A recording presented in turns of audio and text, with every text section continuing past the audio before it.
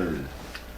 Hey man, you alright? I'm doing good. I'm doing good. I mean, yes, sir. Yes, I thought we gonna have to get a defibrillator I'm or something. sorry. A defibrillator, man. He caught him off guard with that Kimball, man. No, because it didn't catch me off guard as much as you think. Because what bothered me was it made me think about those commercials while you sitting at home eating your food and you happy and everything.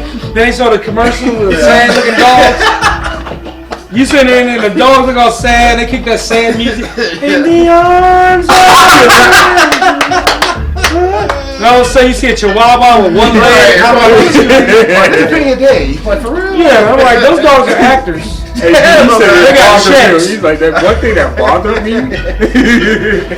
I tried to throw you the alley to like try to tell you something's gonna happen. Yeah, but I had to let it go anyway. Well, you ain't gonna throw it. You know, if it's a alley oop, you ain't gonna try to say pap. Not in my He's like interview over if you got my face on your Yeah, that would be it. If you got me on there with Kimmel's and Biz now, it's party. Pack your shit. Let's go.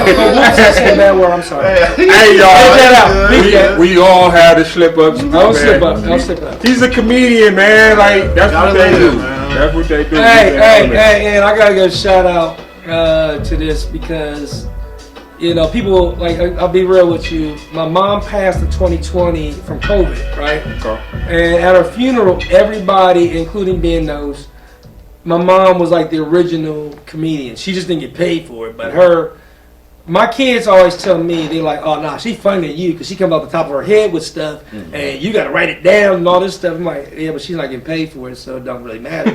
But I'll give you good examples of it.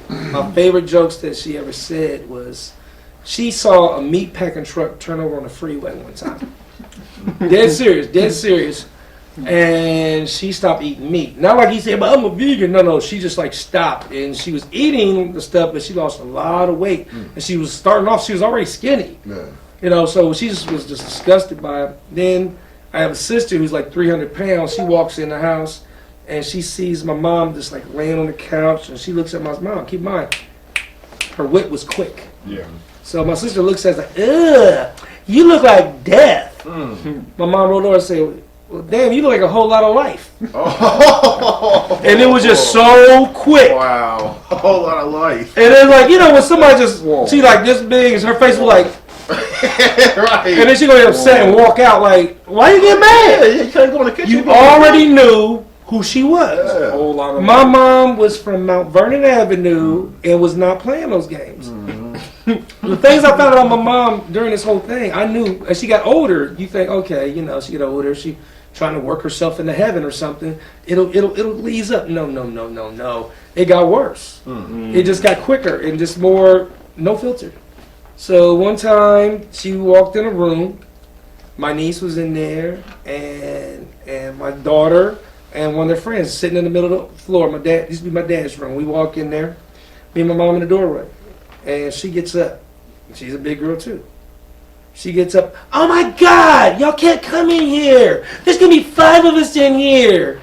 My mom's like, get your big butt out. There's only one of us left. Your mom's unfiltered, dude. Reminds me of my mom. I had You to said that, turn. Mom. I had to turn and look out the window. Right. Like- Right. And then my daughter's like, what you look at the One of window us for? here. My daughter's like, I said, shut up, mind your business. I'm Right. just looking out this window because, you know, the stars are, it's like, it's cloudy there. Shut up! Right. I don't want to laugh at this 13-year-old. Let me just. But my mom was like that, you know, very quick, and then, you know, that's who she was. Mom, you the same way. You be doing stuff like that. Yeah. Unfiltered, man. Unfiltered, and those are the best. Those are the best ones. So- I mean, I knew a comic named Rudy Ray Moore. Oh, so not Rudy Ray Moore. I'm sorry. I'm on some other stuff, but this guy he had a sailor hat on, and he was on Def Comedy Jam, and I was doing a show with him and another comedian. I can say the other comedian's name, but his name was Rodney Winfield is what his name was. He's been gone for a long time, and I remember the guy who's headlining the show. He had some family trauma or something like that, and he didn't do his best show. And we're in Oklahoma doing a show, and I'll never forget it. The guy did a bad show. We in a limo going back to the hotel, and Rodney Winfield said, I can't even. I'm trying to figure out how to assist myself for this. He said, "Boy, you was hot terrible," and the guy was like, "Man, I'll kick your poop. You can kick my. It ain't gonna change the fact that you was terrible. These people in Oklahoma survived one bomb. Here come you." Oh, I was like, man.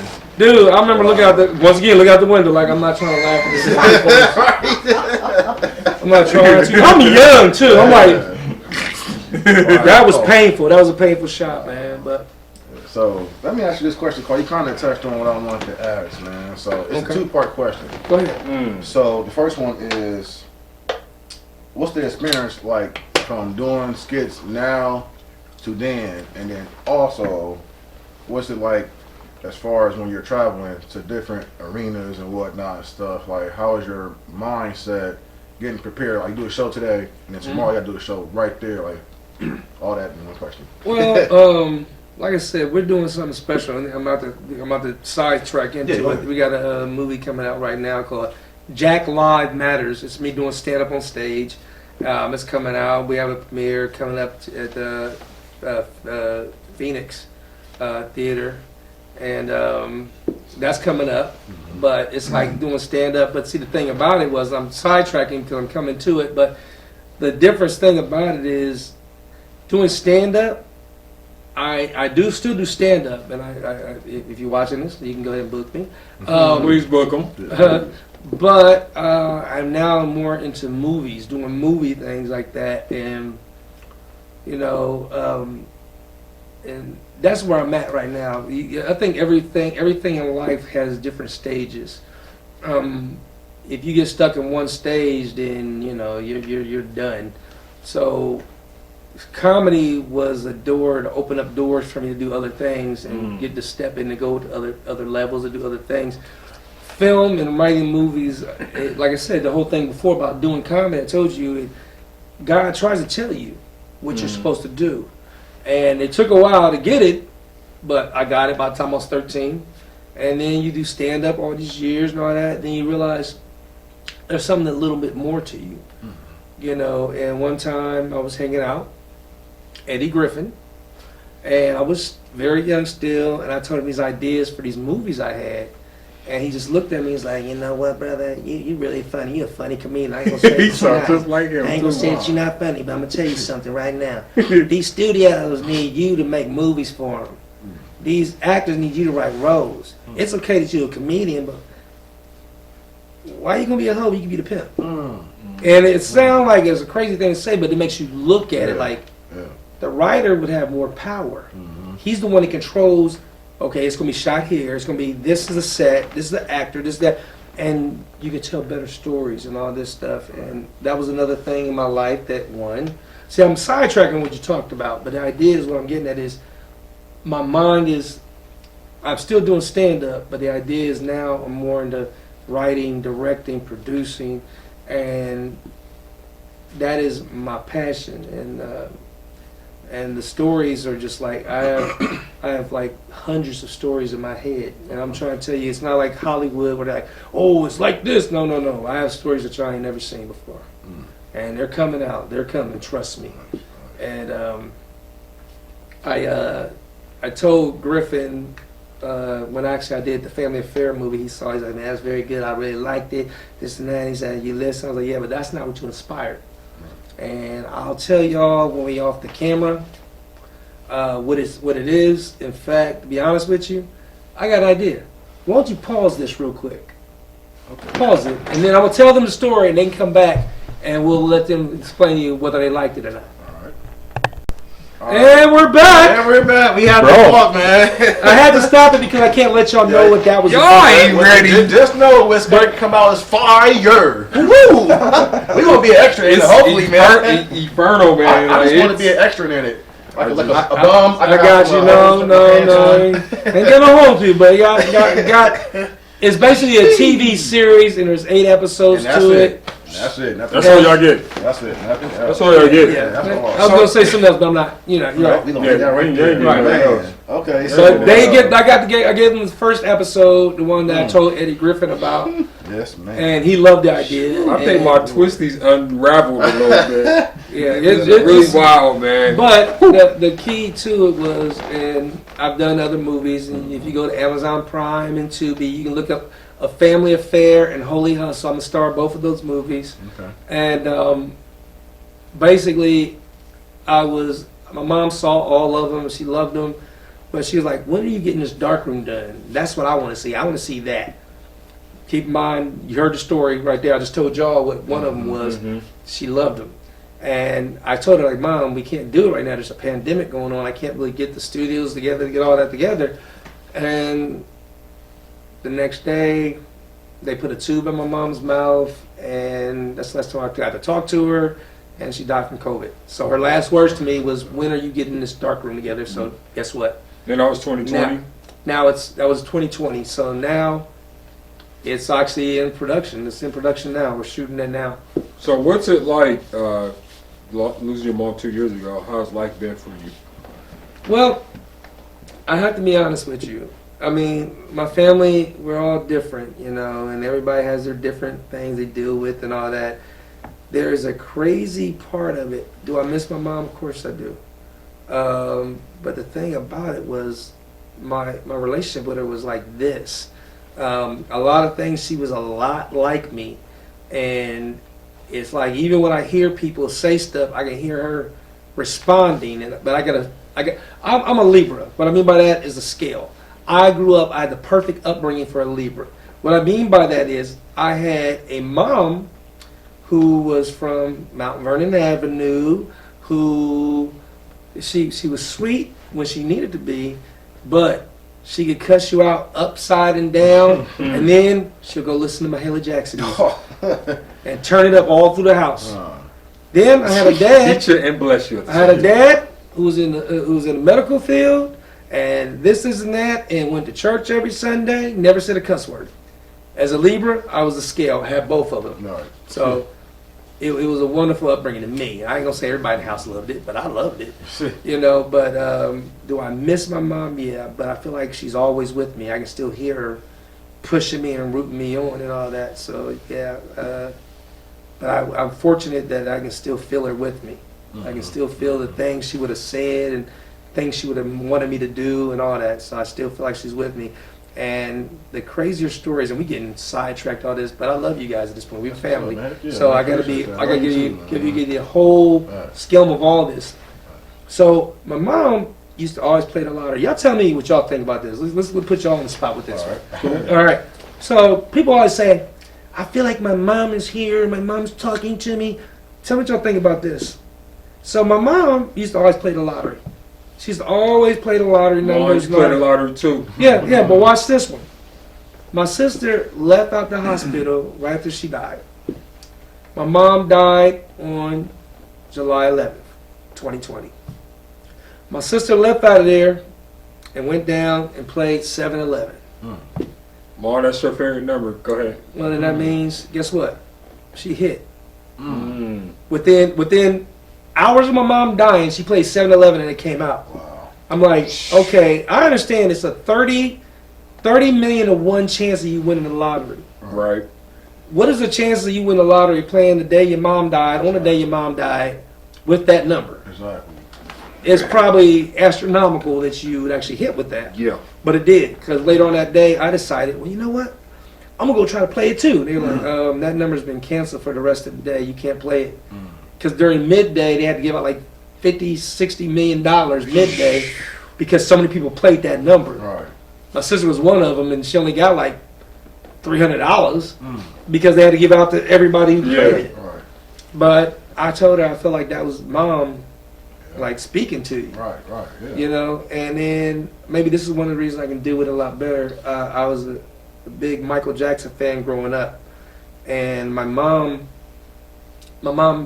was with me with this, even as a kid, like I'm in 4th grade.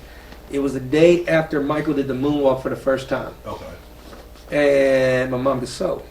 So she made me the glove that looked just like his. Oh, nice. Each sequence, not no stickers, she made the exact sequence, sunk them on a work glove, and it was perfect. Right. I had a leather Thriller jacket, I had the socks, the shades, and my dad told me Don't wear none. That's my dad's words. Don't wear none of that Michael Jackson stuff to school. And I was like, okay. He went and got in the shower because he had to be at work. He's a doctor. He's worked for medical fields and all that. And so I end up putting it in a book bag. He ain't gonna find out about this. I'm in the back of the bus. I put the jacket on, had the socks on, the gloves on, sunglasses. I had a curl already. It was 19, so I had my little curl here and all that. So I get off the bus. You know that first recess, when you first got there? Yeah. I get off the bus and 200 kids looked at me, get off the bus, and they rushed the bus like I was really Michael Jackson. Oh, snap. Now, here I am probably like 5'1". You know I'm not Michael Jackson in 4th grade. Y'all know. But I think they figure like, oh, if you're going to act like an idiot, we're going to treat you like one. And so they ran out and said, Michael. Start banging on the bus. I had to run back on the bus. The buses can't move. Wow. There's buses behind. They can't move. The teacher had to push everybody out the way to get me off the bus. And I'll never forget the teacher. I love her, Mrs. Leake. She's now teaches in New Jersey. She teaches other people to become teachers. She's a professor now in New Jersey University. And I'll never forget her words because you got in trouble. You had to stand against the wall. She comes up there. Old school. She says this to me. She said, no, Jack, come on, get off the bus. Everybody get back. One kid almost got hit by a bus. Get back. She takes me off the bus. She's like, no. The difference between Michael Jackson and you is Michael was off the wall and you're on the wall. Get on here, stand here on the wall. I was like, what was that? You're on the wall. Well, it gets worse because then the principal found out about it and suspended me for inciting a riot. Oh, wow. Called my dad at work. Oh. Has to come get me, dressed like Michael Jackson in the middle of the office when he told me not to wear any of it. Now, I said all this to say this. I'm a fan of Michael, right? And it goes on for years because, like, even when my ex-girlfriend, my sister, I'm in 8th grade. My sister comes to me 8th grade. She worked at Channel 4. She's like, hey, somebody forgot to kill. So I thought, like, what are you doing here? Because now you're like, oh no, who passed? Why are you here in 8th grade? No. I worked for the TV station. I knew that. She's like, they had tickets and someone didn't pick theirs up. Do you want to go see Michael Jackson? I'm like, wow. Why did you even ask that? No, I want to do algebra. Right. I'm like, are you serious? No, I want to figure out the square root. No, let's go. Okay, care too. Bye. And I walked out. We caught this bus that actually was in Cuyahoga Falls. So it's weird. It was there, but that's where it was, backstage and all this stuff. Get to know Michael, meet Michael. All that. Crazy. So I'm a Michael fanatic now, even worse now. Right. Time goes on. Now watch this. I have to tell this story. Daughter's mom. We're at the rock and roll induction ceremony in Cleveland, Ohio. She's giving me this whole rundown like, they're just people. They're people. I don't understand why people make such a big deal. They're celebrities, but they're just people. First person to get inducted that day was George Clinton. Tom and Dog. Guess who inducts him? Prince. Now you got Prince, George Clinton on stage. We up in a balcony. Right. I'm like, dude. She's like, why are you so upset? Maybe we here. I'm like, because I want to be down there. Right. All that. Next group that gets inducted, the Bee Gees. Staying Alive and all that. They singing it on stage. They playing all that. They get inducted. I'm like, wow, this is dope. Miss, I don't understand. Just stop. This is when everybody had throwaway cameras. She had a little paper throwaway camera in her hand. Yeah. She's like, they're just people. Calm down. Okay, they're just people, right? All of a sudden, it's like a fight broke out behind us. We turn around. See where you are right there? Yeah. She turns around. Michael Jackson standing right here. Oh, wow. He walks right past her. She's like this. I'm like, let's take the picture. She's like, she can't even focus. Oh, man. And by the time she gets her mind out, he's on stage. I'm like, wow. 2-hour drive back to Columbus. Don't you say nothing to me. Yeah, exactly. Nothing. So, those are my Michael finales. Now, watch this one. This is where I get into with the whole mom thing. She passes. Okay? Now, I'm about to go and view her body. And this is 2020. So I'm about to get out the car, and I almost got mad when it came on. I almost punched the radio, but then someone told me, that was for you, dude. I get out the car. I'm about to get out the car to go and walk in. You are not alone. I'm like, why is that song going? But why is that song going all these years later right now? Right now, yeah. I'm like, that was for you. That was your mom talking to you through the radio. I know those stories sound crazy, but that's how I kind of got through all of it. Right. that lottery number thing and the song coming on right then and there, I was like, that's how I got through it. I just feel like she's in a good place. She's a better place, and everything she's taught you and trained you to do, you're doing it. So that's how I feel. Since we're on the mom thing real quick, Mhm. what's the greatest advice your mom gave you that sticks with you today? Greatest advice. Nice. See, that's the difference. Don't get me wrong, love you, Mom. Mom's advice can't be shared on this. Okay. Ben's over here laughing because Ben knew my mom. You're laughing, he cracking up. Yeah. Y'all can't see Ben, he off Yeah, the side. it wouldn't be, it wasn't PG. My dad was PG. He always gave me, my dad It gave was me the like, greatest, no. my dad gave me great advice, you know. He would always say stuff to you like, you got the same mind, the same brain, the same fingers as anybody else. Whatever they can do, you can do. He would say that, right? But then he would do this too. I've seen 1,000 Jack Sheppards say you ain't gonna do this, do that. You gonna do this. You gonna do comedy, all that. Whatever, boy. Prove me wrong. Prove me wrong. I used to hate that. I used to hate that. Prove him wrong. Prove him wrong. Well, here's the thing. Prove him wrong. And I went and did Comic View. When I was 19, I did the Apollo. Did Comic View again. Did all this stuff, right? It reminded me to come back to the Comic View, the Def Jam, the Apollo thing in a minute. By the time I did Def Jam, you stopped hearing that Prove Me Wrong thing. But nonetheless, so then my dad passed. And I'm at his funeral. And his friends came up to me to class his clothes. I'm sitting there feeling, you know, his friends like, dude, all he talked about was how funny and talented you were. He told us all the time, like, wait a minute. He took psychology too. He used reverse psychology on me The whole time he was psyching you out. the whole time. And I realized what he was telling his friends was something totally different. And then that was the best advice. Prove me wrong. And when someone says, oh, you can't do this, you can't do that, my mind says, prove them wrong. Man, we're going to hold that thought for part 3. We're going to get into the Apollo. Def Jam. I really want to know what it was like to be on Apollo, man. Ooh, we I got know he stories. got mad stories about the Apollo, but can you stay for part 3? Well, I ain't got nowhere else to go. Y'all took my car keys. Hey, let's go, man. Keys and the car keys, man. We're going to come back with part 3 with Jack Shepherd, man. Hit that like button. Hit that subscribe button, man. Hey, man, find us on IG, _corner_pocket, man.